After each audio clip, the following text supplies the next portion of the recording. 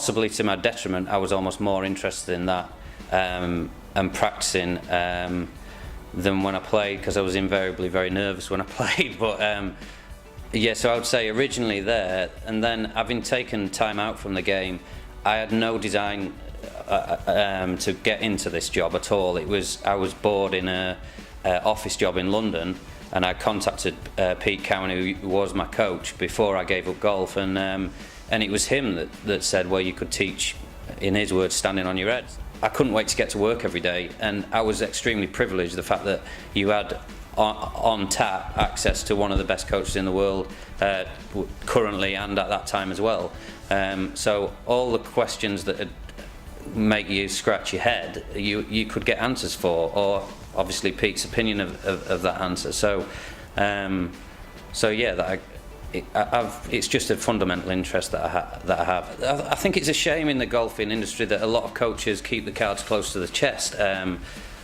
Because I found, whether it's Pete or other coaches, just by having conversations with them, I think you learn from everybody different things. With Pete in particular, it's quite simple. I wouldn't have received this award if it wasn't for him, and I wouldn't be doing what I did last year if it wasn't for him. It's that simple. You've got somebody there who is doing your job, and there's not many people that do it, on tour at least, so that you kind of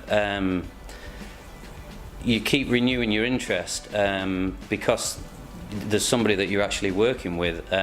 So if it does get stale, or which it invariably, it does at times, no matter how good it's going, it does get stale at times, but you can bounce off one another, and that I find that really, really helps. What I most enjoy is talking technique and hitting balls with Pete, and comparing ideas, what some players do that Pete's worked with, what other players do that I've worked with, what's worked, what's not worked. It's just constantly stimulating your interest, so it's a fortunate position to be in with that. But other coaches that you travel with, Phil Kenyon, who's a putting coach, you talk to him a lot about coaching, because it transcends not just into other areas other than technique. So it's managing people, it's looking at statistical reports. It's a myriad of things that you're actually doing, and I find it really helpful. And I like I say, I wish people would have more open conversations, forums,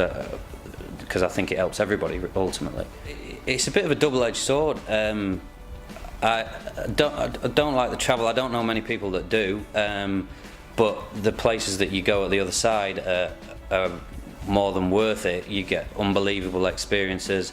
What I found is, at any level, if you got a pupil that you were on the same wavelength as, and you got on with, then it's really, really gratifying, whether they're starting or whether they're playing for a living.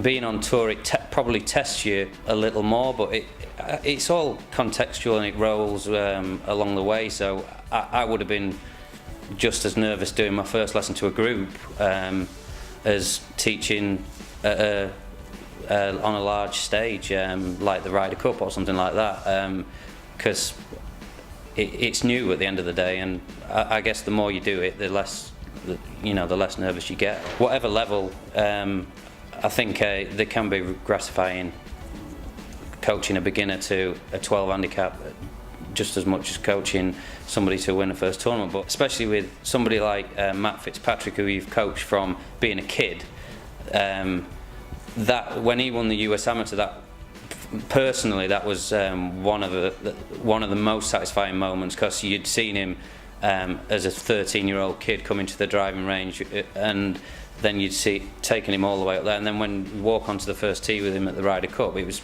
really, really good experience. That some are hard in the sense that they're grilling you technically. It's hard when they're frustrated, but you can totally understand the frustration. It's a really frustrating game. I'm not going to name names. People could probably guess, but yeah, I would say it's hard on different levels. Sometimes it's hard because they get angry. Sometimes it's hard because they're maybe looking for something that isn't there, but they all just want to get it sorted immediately.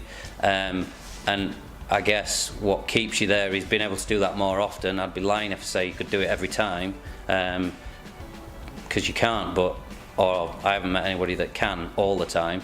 But I guess if you're adept at your job, then you do it more times than not. Coaching is a broad term, and I think it can be diluted down into different avenues. So some people are extremely good at coaching juniors, other people are extremely good at coaching your bog standard golf club player.